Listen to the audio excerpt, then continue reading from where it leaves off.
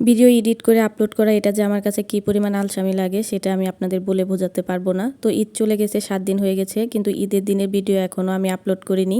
ঈদের দিনে সব কিছু তো আপনাদের সাথে শেয়ার করতে পারবো না, কারণ সকালটা আমি অনেকটাই ব্যস্ত ছিলাম। তো তারপরে বিকেলবেলাতে কাদের সাথে কোথায় ঘুরতে গেলাম এইটুকু আপনাদের সাথে শেয়ার করব।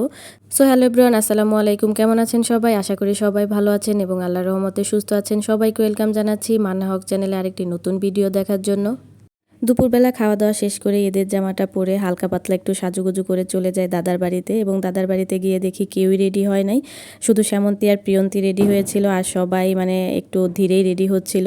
তো আমি যাওয়ার পর সবাই আস্তে আস্তে রেডি হয় এবং আমরা রেডি হয়ে বের হয়ে পড়ি আমাদের সেই কাঙ্ক্ষিত জায়গায় ঘুরতে যাওয়ার জন্য। যেহেতু আমাদের গ্রামে ঘোরার মতো এরকম আশেপাশে কোনো জায়গা নেই, শুধু একটা জায়গায় আছে, তাই সবাই মিলে চলে গেলাম ওই জায়গাতে। সত্যি বলতে ঈদের দিনের বিকালটার জন্য আমি অপেক্ষা করি যে কখন দাদির বাড়ি যাব আর ফুপু ফুপাতো ভাই বোন সবার সাথে ঘুরতে বের হব। তো যাই হোক, ঘুরতে যাব তো ভিডিও করব না, ছবি তুলব না তাকে কখনো, হয়তো সবাই মিলে রাস্তার মাঝখানে দাঁড়িয়ে একটু ভিডিও করে নিলাম এবং কিছু ছবিও উঠিয়ে নিলাম। আমাদের ভিডিও করা এবং ছবি ওঠানো দেখে তো আমার এই যে কাকি আসতেছে, এই কাকি তো হিংসায় জ্বলে পড়ে যাচ্ছে যে আমরা নাকি তার কোনো ভিডিও করে দিচ্ছি না, ছবি উঠাইয়া দিচ্ছি না। তো তারপরে আমরা চলে আসি রেল লাইনে। রেল লাইন ধরে আমরা এখন যাব স্টেশনে। এরপর কাকিকে একটু হাই বলতে বললাম। তো যাই হোক, যে দাদার বাড়ির কথা বললাম ওইটা হচ্ছে আমার বাবার মামার বাড়ি। আমার দাদার বাড়িটা আমাদের বাড়ির থেকে অনেকটা দূরে, সেখানে আমাদের খুব একটা যাওয়া হয় না।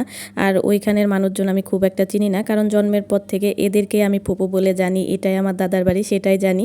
তো এই ফুপুগুলা হচ্ছে আমার বাবার মামাতো বোন।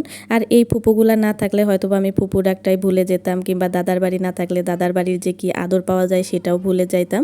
তো এটা হচ্ছে আমার ফুপা, এটা ছোট ফুপুর হাজব্যান্ড, আর বড় ফুপুর হাজব্যান্ড আসে নাই। তো আমরা সবাই মিলে রেল লাইনে চলে গিয়েছিলাম বিকালবেলা ঘুরতে। তো বিকালটা আমার কাছে অনেক বেশি ভালো লেগেছে। আর আমি সত্যি বলতে ঈদের দিনটায় অপেক্ষা করি কখন এই দাদির বাড়ি যাব এবং সবার সাথে ঘুরতে বের হব। ঈদের দিন সবচেয়ে বেশি সুন্দর লাগতেছিল শ্যামন্তীকে। আমি শ্যামন্তীকে বলতেছিলাম তোকে অনেক বেশি সুন্দর লাগতেছে।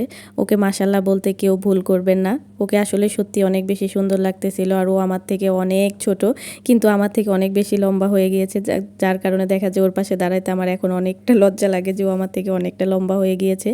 আমরা রেল লাইনে যাওয়ার পর দেখি রেল লাইনে তেমন একটা মানুষ নেই, কিন্তু আমরা আসার সময় দেখি পুরো রেল লাইন ভর্তি মানুষ হয়ে গেছে, স্টেশনে দাঁড়ানোর মতো জায়গা নাই।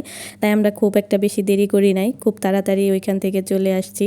ঈদের দিনটা এত পরিমাণ গরম ছিল যে বারবার ঘেমে যাচ্ছিলাম। তখন মনে হচ্ছিল ঈদটা যদি শীতের মধ্যে হতো, শীত আসলে মনে হয় গরম ভালো, গরম আসলে মনে হয় শীত ভালো। তো যাই হোক, এইখানে শ্যামন্তী আর প্রিয়ন্তী একটু দুষ্টামি করতেছিল, আমি ওদেরকে একটু ভিডিও করে দিচ্ছিলাম যে তোরা একটু পোজ দে। ও ছবি ওঠার জন্য পোজ দিয়েছিল, কিন্তু আমি এখানে ভিডিও নিই। এরপর ফুপু আর ফুপা মিলে কাপল পিক তোলার জন্য যায়।